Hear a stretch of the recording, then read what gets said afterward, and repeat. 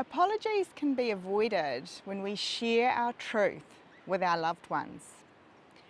And yet, in the heat of the moment, we say things we don't mean. I'm Kay. Our video teaches how to apologise. First step, be with your thoughts. Allow yourself the time, space and energy that you need to make sense of what has happened in the heat of that moment before you decide to take your apology any further. Next step, understand the reason for your apology. Now this is why you don't want to rush into an apology. It's so important that you make sense of your thoughts, of everything that's gone on, because in the heat of the moment, things can happen really quickly and there can be so much that just goes through you and through someone else and words being said that you need to understand and make sense of in order for you to be able to make an apology. Next step, be with your feelings. Obviously, when it comes to the heat of the moment, so much can be brought up. And so it's so important that you actually allow yourself to feel those feelings. You know, if you've been hurt, allow yourself to feel hurt.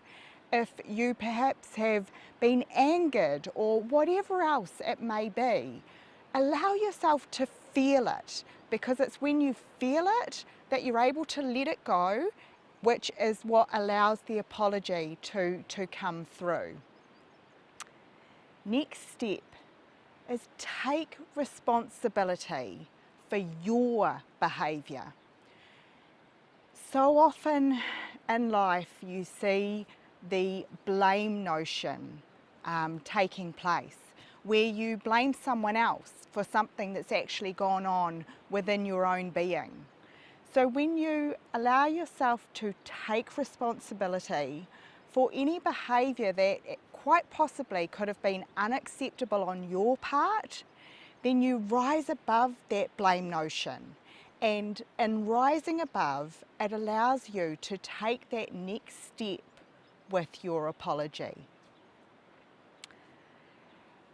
Which brings us to our next step, and that is to be genuine with your apology. You know, it's so important when you're, in front of someone else and making an apology, that you are mindful of the tone in your voice, that you're mindful of the words that you're using. And so with this, it's about being genuine and holding your integrity high to be able to make that apology. Which brings us to our next step, which is a useful suggestion. Use I feel statements instead of I think statements.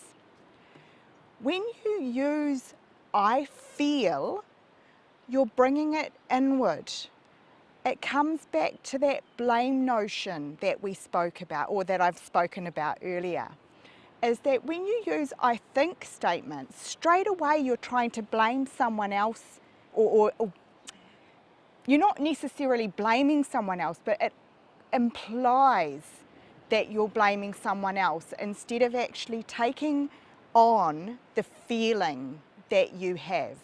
So you're making your apology, I feel that this happened, or whatever it may be, to help you along your way on making that apology.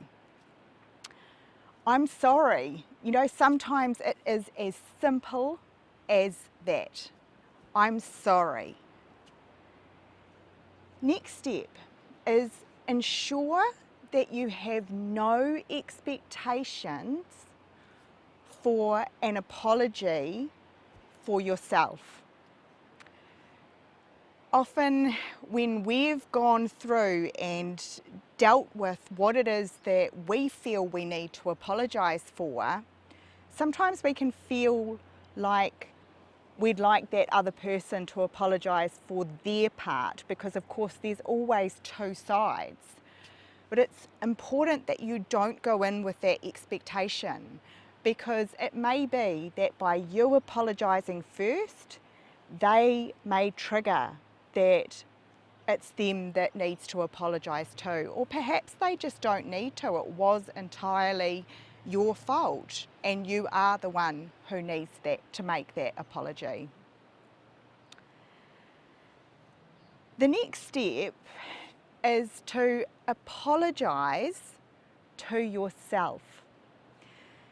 Now, to some this may seem a bit unusual.